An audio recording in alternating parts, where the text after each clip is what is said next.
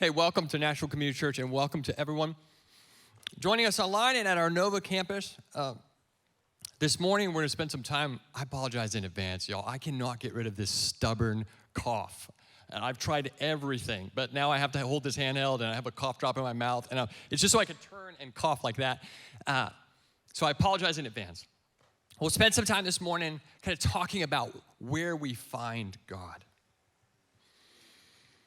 Growing up, I had a bit of a conflicted relationship with my name. It's been a bit of a process. If you ever looked at my name, it has 2 F's in it, okay? And there's not a lot of names with like a double F. Anybody have a name with a double F in it? Literally no one, okay. Yeah. And see, this is strategic on the part of my parents to spell it this way. They spelled it phonetically so that no one can get it wrong. And of course, this was putting a lot of trust into people's ability to pronounce words. Okay. Sadly, the phonetic spelling, it confuses people. It's almost too phonetic and therefore suspicious. And so I've received every shade and variation of Steffen growing up. Steven, Stefan. You should one look at me and you would be like, that guy's name is not Stefan. That's way too cool, right? Definitely not, right? My personal favorite is Steffen. I think it's spelled like Stevfin. Just weeks ago, I was the supposed recipient of this heartfelt prayer. It was this kind of prayer that was like pushing back the gates of hell, like blew the door off the hinges type of prayer. The only thing is that the individual that was praying for me kept praying for someone named Stefan. And so as he was praying, I'm convinced that somebody named Stefan is like getting his cappuccino at Starbucks, and all of a sudden it's like, oh, I feel really good right now, right? You might say, but it's all worth it because, right, it's got to be unique for some significant reason. Maybe it's a family name, and you'd unfortunately be wrong. I was named after a B-rated Tom Cruise film called All the Right Moves, which is ironic because growing up, I thought that this name was All the Wrong Move, right? But nonetheless, right, I figured it out. I oriented to the name. I got used to it. This is my life, and I got on. Of course, until I received disorienting new information. I'm a twin. That's not the disorienting part. That would be awful. She's lovely. But when I was 12, my parents told me that had my womb mate been a boy, he or I would have been named Zach. Now, on the heels of 12 years of social trauma, of being called everything but my name, this news was incredibly disorienting.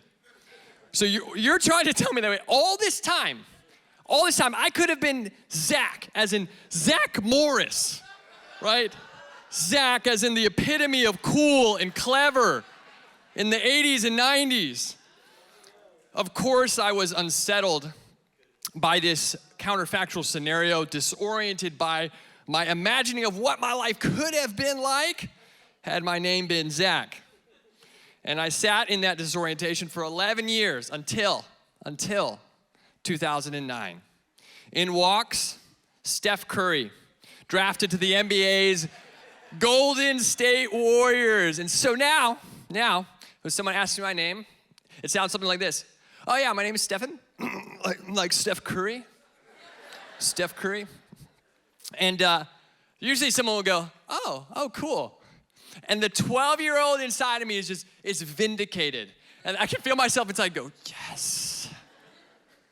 See, all that was this process, right? This process for orientation, disorientation, and then reorientation. And life is a lot like this.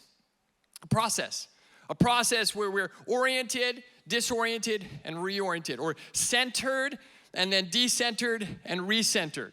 Or construction, and deconstruction, and reconstruction. Many times in our life, the template we've been handed will go under a kind of forced evaluation, typically due to something disruptive or outside of our control. Something somewhere disrupts you, disorients you. Life becomes opaque. Up becomes down, and down becomes up, and You went out thinking one way and you come back thinking another. You went out feeling a certain way and come back feeling a whole different kind of way. You thought things were supposed to play out like this or like that, only to come to find a life littered with unmet expectations, disappointments, even crisis, conflict, or pain.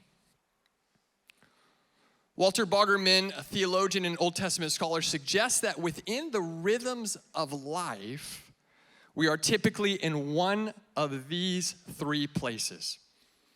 Either orientation, and this is a place where everything kind of makes sense in our lives. This is the familiar day-to-day life we have become accustomed to. It's reliable and predictable.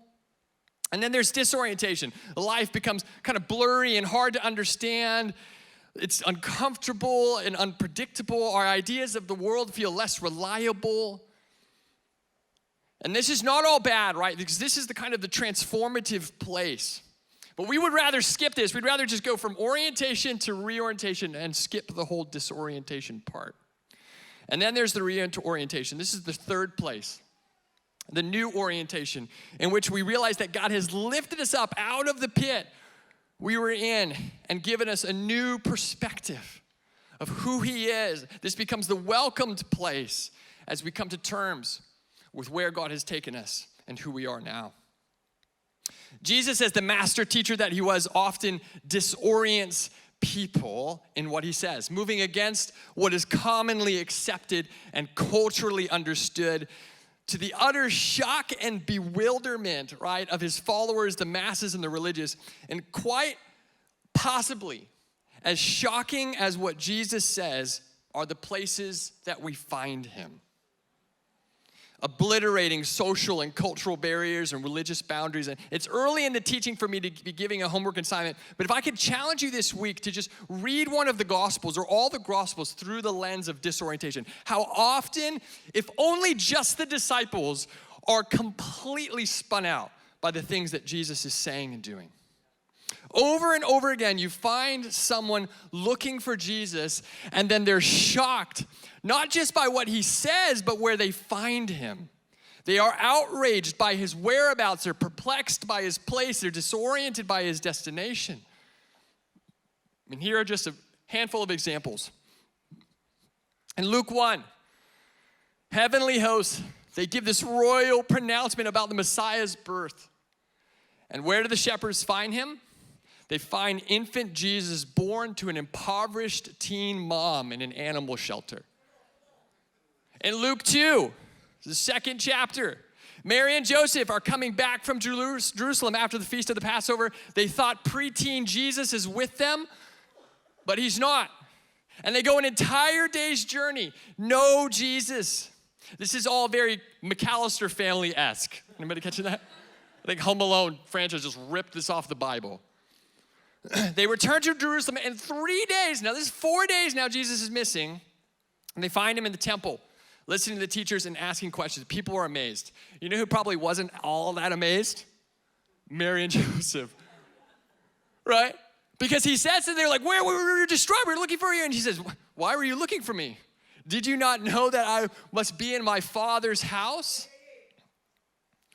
Later in the passage, it does say Mary treasured these things in her heart. But I'm not there, but I can feel Mary and Joseph's blood like boiling at that moment, right? Because I have a mom and I know the look of like, you better get on the camel right now, right? Like, we all know that look. The religious are frustrated to find Jesus eating with traitors and sinners, to find Jesus healing on the Sabbath, to find Him in the temple turning over the money tables. The disciples find Him talking to a woman by a well in Samaria, walking on water, showing supreme authority over the natural order, tending to the poor, touching the leper, welcoming the Gentile. Disorienting most of all, they look to find Jesus executed by the state, nailed to a rebel's cross. And 3 days later, as some of the women went to find a now embalmed Jesus, instead they find what? An empty tomb. Here's what I'm trying to shore up. In all these scenes and in what we'll read together, the disciples, the religious, the masses are disoriented by where they find Jesus, or by its end, where they don't find Him. as we read the Gospels, in all the places we find Jesus, we gain a clearer picture of who Jesus is. If you're taking notes, see, where Jesus is found is defining who we understand him to be. Now, amidst this disorientation, Jesus graciously offers us additional clarity. And he often references the book of Isaiah to give us that clarity. The words of Isaiah are kind of Jesus' go-to concerning why he's doing what he's doing. Jesus would have been steeped in the Hebrew scriptures, and the book of Isaiah has kind of deep influence in Jesus' thinking and teaching. 21 times Jesus quotes the book of Isaiah. Jesus' words often directly or indirectly hyperlink to the prophet. Take, for instance, Matthew 11. John the Baptist is in prison, does not expect to be in prison, and disoriented. Up is down, down is up, right? He sends his disciples to Jesus and asks Jesus, "Are you the one?" Now, mind you, this is the same John the Baptist that when he first saw Jesus coming towards the Jordan, he said, "Behold the Lamb of God who comes to take away the sins of the world." So he's completely spun out. And what does Jesus do? Jesus leads him back to a whole and complete vision of the Messiah by pointing him to Isaiah 61. That where I am right now is exactly where I should be, and that I'm healing the blind and the lame and the leper, I'm raising the dead, I'm preaching the good news to the poor. Jesus reorients him. As Jesus' go-to, we'll stay in the book of Isaiah this morning as we did last week. Last week we peered into the throne room in Isaiah 6 where the prophet Isaiah sees God, he sees himself, and he sees the mission. To which he iconically, in this like well-worn missional refrain, responds, "Here am I, send me." This morning we'll open to the great scroll of Isaiah in chapter 58, verses 5 through 12, to specifically to uncover together where we find God and who we find him with. And this ultimately should begin to shape and reshape our understanding of who he is. And we'll pair this actually with Matthew chapter 25. You're going to hold your spot in each of those places. Matthew chapter 25, verse 31 through 40.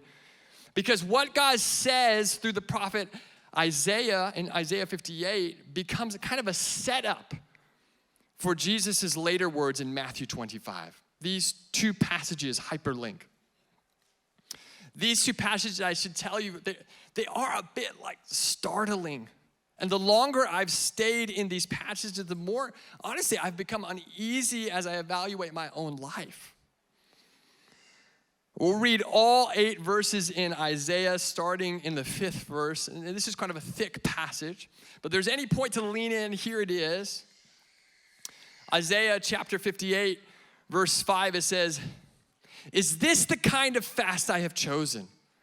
Only a day for people to humble themselves? Is it only for bowing one's head like a reed and for lying in sackcloth and ashes? Is that what you call a fast, a day acceptable to the Lord? Is not this the kind of fasting I have chosen? To loose the chains of injustice and untie the cords of the yoke, to set the oppressed free and break every yoke? Is it not to share your food with the hungry and to provide the poor wanderer with shelter? When you see the naked, to clothe them and to not turn away from your own flesh and blood? Then your light will break forth like the dawn, and your healing will quickly appear. Then your righteousness will go before you, and the glory of the Lord will be your rear guard. Then you will call, and the Lord will answer, and you will cry for help, and he will say, 'Here am I.' If you do away with the yoke of oppression and the pointing of finger and malicious talk, and if you spend yourself on behalf of the poor and the hungry and satisfy the needs of the oppressed, then your light will rise in the darkness and your night will become like the noonday. The Lord will guide you always. He will satisfy your needs in a sun-scorched land and will strengthen your frame. And you will be like a well-watered garden, like a spring whose waters never fail. Your people will rebuild the ancient ruins and will raise up the old foundations, and you will be called repairer of the broken walls, restorer of streets with dwelling. Now, verses 1 through 5, to give you a little bit of context here, we didn't get to 1 through 4, is Isaiah is speaking to a very religiously observant group. And this is kind of the startling part because they're seeking, the passages before tell us that they're seeking God daily, they're fasting, they're honoring the festivals, they're making sacrifices, they're faithful. This is not just a flurry of enthusiasm.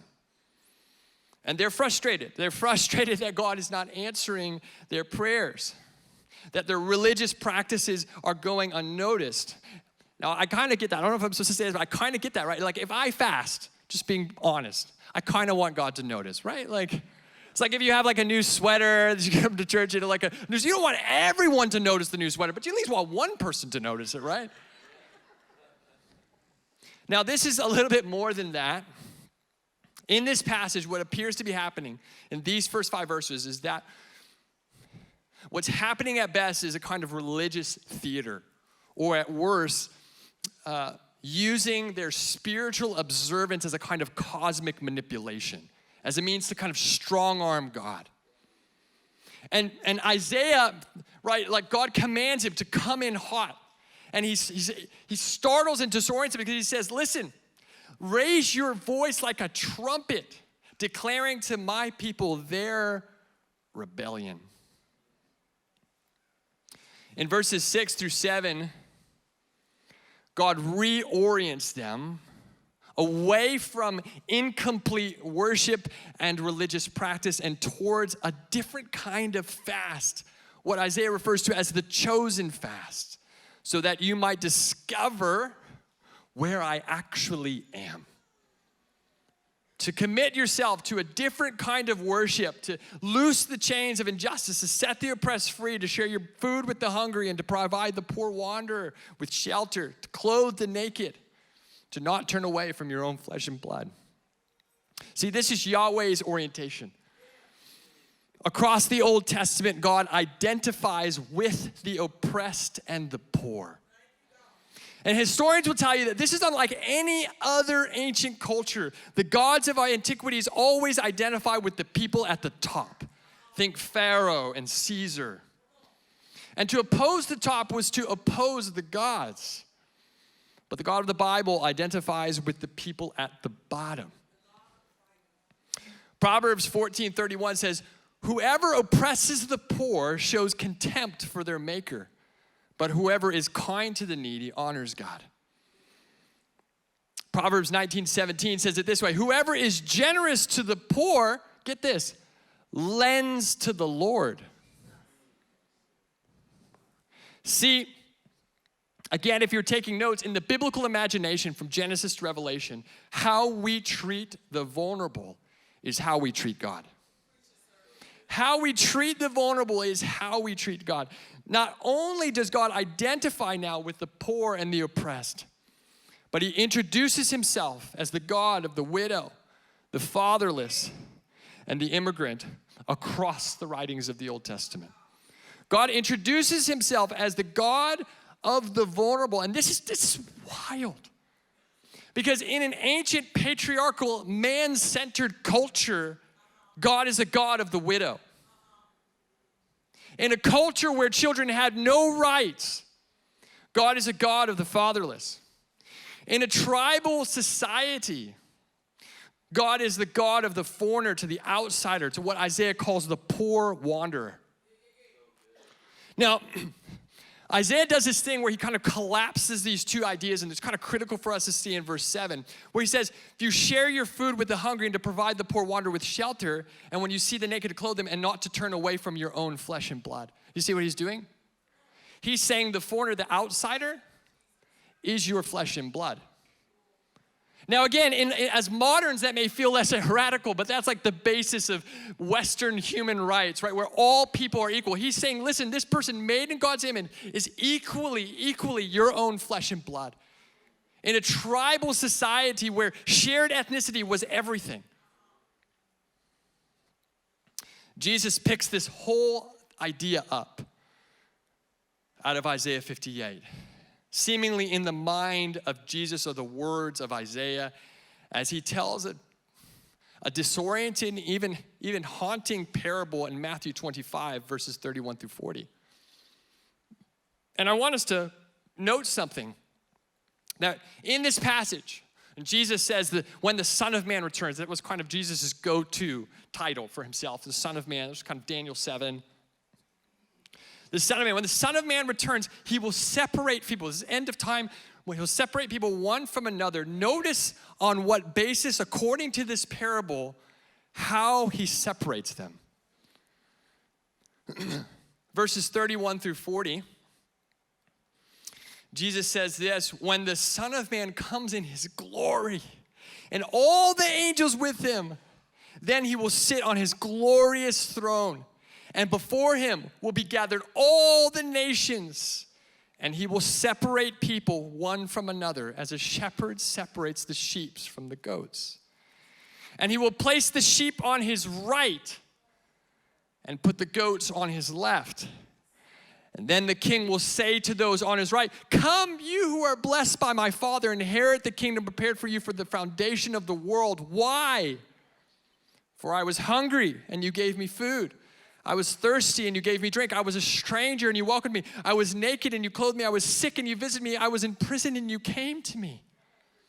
Then the righteous will answer him, saying, "Lord, you're the king. When did we find you? When did we see you hungry and feed you, or thirsty and give you a drink? Or when did we see you a stranger and welcome you, or naked and clothe you? When did we see you sick or in prison and visit you?" And the king will answer them, "Truly, I say to you, as you did it to one of the least of these, my brothers, you did it to me." Verses 41 through 46, Jesus gives the inversion of this. That those on his left, he will say, "Depart from me, you who are cursed. For I was hungry and you gave me nothing to drink, or nothing to eat. I was thirsty and you gave me nothing to drink. I was a stranger and you didn't invite me. I was in need of clothes, you didn't clothe me. I was sick and you didn't care for me. I was in prison, you didn't look after me." They will answer, "Lord, when did we see you hungry or thirsty or stranger or needing of clothes or sick or in prison? And when?" He will say, "I tell you, whatever you did not do for one of the least of these, you did not do for me." And then he will say, "Go away to eternal punishment." Whew. These figures in this passage, they should look familiar, because they are the figures of Isaiah 58, the hungry, the thirsty, the naked, the sick, the stranger, the prisoners. Jesus is hyperlinking that passage. According to Tim Keller, based on these two passages, he says this: if you think you have a relationship with God, but you don't with the poor and oppressed, you are mistaken. He goes on to say, one of the truest indicators of whether or not I worship the God of the Bible is my relationship with the poor. When Jesus says, "Truly I say to you, as you did unto one of the least of these, you did unto me," what he's trying to say, or is saying, is if you want to find me, I'm with the poor. I'm with the oppressed. Now, in Isaiah 58, 8 through 11, God unfolds what happens when we commit ourselves to this vision of justice and care for the oppressed. And I love this passage because Jesus, right, as he goes through and moves our orientation back to what matters, this chosen fast, he says, "Listen, then you will call and the Lord will answer, and you will cry for help, and he will say, 'Here am I.'" Is it that God appears because of their right living or our right living? Or is it because this is where he already is? God clearly describes where he resides. He gives us the coordinates that I'm with the vulnerable. See, when we are obedient to go where God is sending us, we find a God who is already there. In our current culture, we in the church at times can kind of wrongly assume that the primary activity of God is in the church, rather than recognizing that God's primary activity is in the world. And the church is God's instrument sent into the world to participate in what he's already doing. It's 2 a.m. in the winter of last year. And I'm walking with Natalia Husman. If you share my complexion, it's Guzman, right? And a group of volunteers in DC, and we're kind of counting unhoused people to gather a population for a census. Natalia oversees the living room, one of the ministries here at NCC that we care for our friends experiencing homelessness through. Of course, she's here on staff. And as we're walking the streets of DC at this late hour, the streets are alive, and so is Natalia. She's beaming. It's 2 a.m., right? Like, I'm not beaming. She's beaming. She's gushing. Everyone knows her. And as I'm watching this unfold, I had to ask her, tell me how all of this unfolded for you. And this is what she told me. In 2015, she had an opportunity to visit a public housing shelter in Medellin, Colombia, her home country. And the people who were living there at the time were experiencing homelessness for a number of different factors: forced displacement due to armed conflict and mental health and drug abuse and human trafficking. And she says, as we walked into the facility that was dilapidated, like hardly livable. It was dark and humid, and there was a foul smell, a mix of human filth and excrement, the kind that would make you just want to cover your face. And with hesitance, she's following the leader in front of her who has now committed 3 years to going to this place week in and week out. And as she's following this leader with hesitation, the leader pauses inside of that shelter. She takes a deep breath.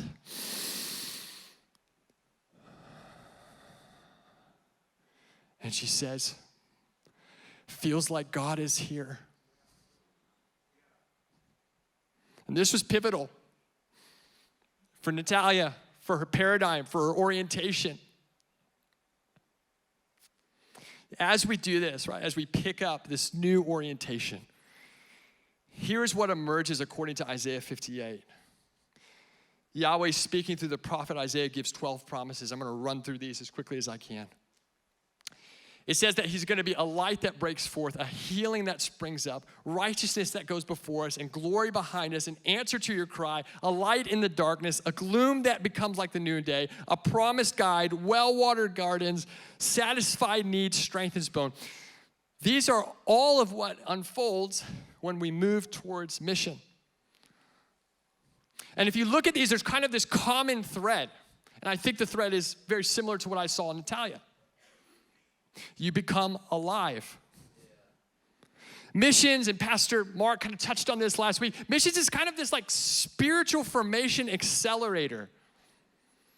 According to Rob Hoskins, missions, in fact, the very means by which we as the church become this active, living body of Christ. And I want to kind of demystify this for a second. And I want to use kind of short-term mission opportunity. We had an expo last week. We'll have another one next week of just our short-term mission opportunities. But there's something that happens, right? There's something that happens in 8 days of a short-term team. If you've ever been on a team that would otherwise take 8 months. And here's what I think. This is just one small window. But here's what I think is kind of happening.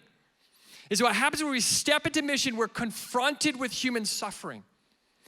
And that vulnerability begets vulnerability. What is broken in the world is a revelation of what is broken in me. The kind of formation expressed in this kind of corporate vulnerability, what happens is it deepens community and intensifies and clarifies the mission. These 3 ideas that kind of at times can live fractured in the church, this trio of community and formation and mission become this kind of mutually energizing, co-animating force, a bit like Harry, Hermione, and Ron, right? Like they just all work together.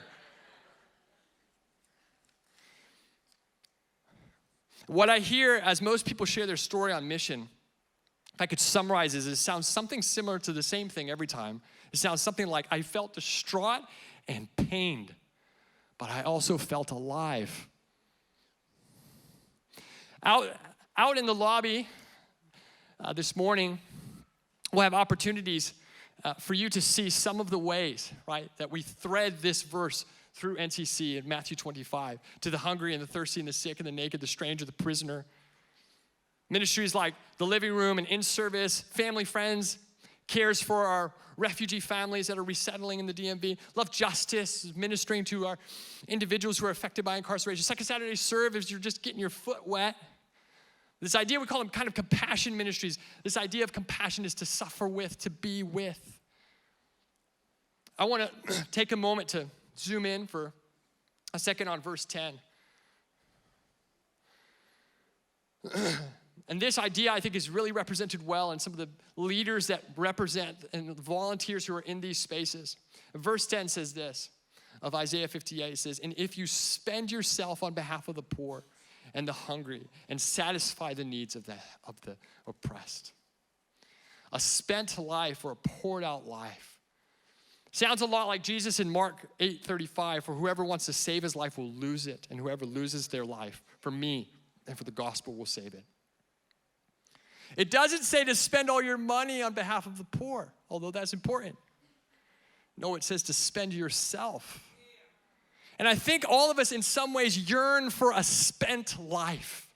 In this warring between our deepest desires and our strongest desires, right? Our strongest desires often representing like, I just want to sin and eat a Big Mac, right? Like that's kind of over there. And then our deepest desires being the deepest parts of us. We want this spiritually vibrant life, but often we settle for an aimless scroll through Instagram or social media or consumed with 24/7 news cycle. Among a host of other distractions and excuses, we live in a culture, right? It's hard, of self-interest marked by materialism and consumption. And with it, it can be difficult to really fully embrace the vision of Isaiah 58. Can I speak of my own condition here for a moment, right? Like I want spiritual transformation. Someone says spiritual transformation, I'm like, I'm in. But also I don't want to change. Right? Like I want to sacrifice. You say sacrifice, like I'm in. But I don't want to give anything up, okay? So the older I get, the easier it becomes to maintain a very professional Christian presentation, and with it, a kind of middle life spiritual mediocrity. And we can become proficient, right, in the art of excuses. In September, we took a team to Arizona, Mexico border in collaboration with our partners, Frontera de Cristo. We'll do that team again this year so you could be a part of it.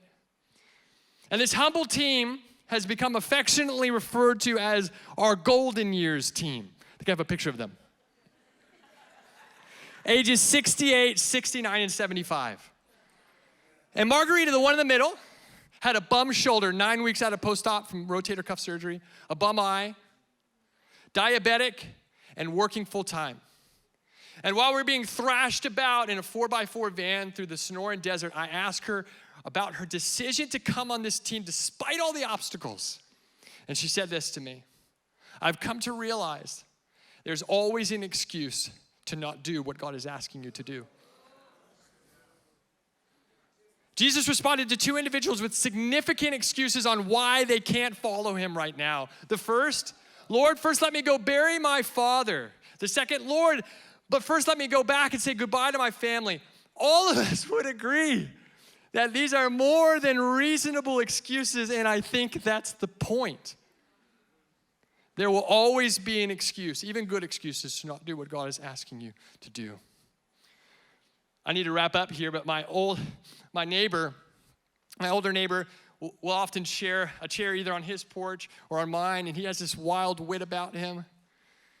And he would consider himself an atheist, and in our conversations, his greatest qualm with Christianity is this: from his perspective, the same people who claim to know the God of the widow and the orphan and the stranger know little of the widow and the orphan and the stranger.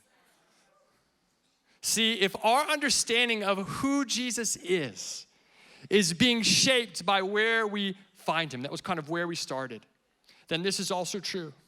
Then who people understand the church to be will be largely shaped by where they find her.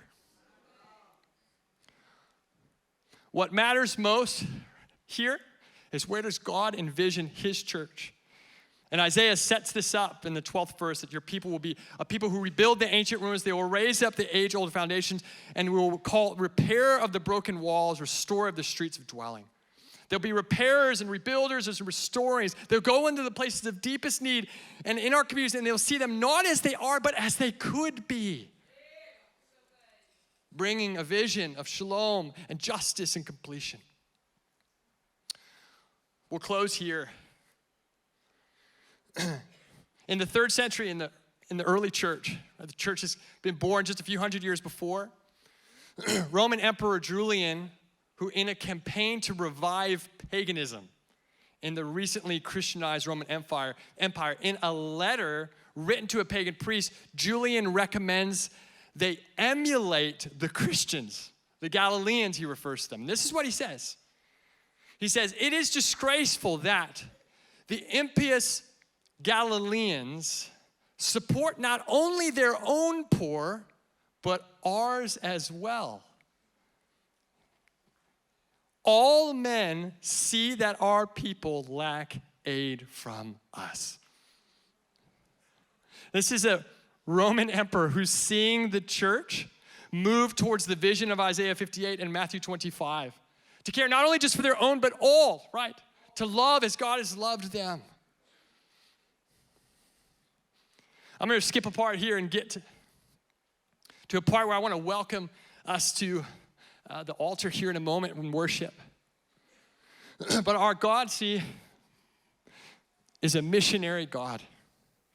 Sending the Son sends the Spirit, and the Spirit sends the church. And the original word for church, ecclesia, literally means assembly or called out ones or sent ones. Deep in the identity of the church as followers of Jesus is this idea of being sent. In fact, Jesus says in John 20:21 that as the Father has sent me, so I am sending you. He sends a new humanity reoriented to a new vision.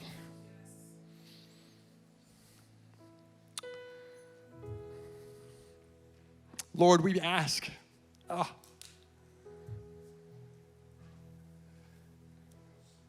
that you would be gracious to us as we reorient even in some ways this morning.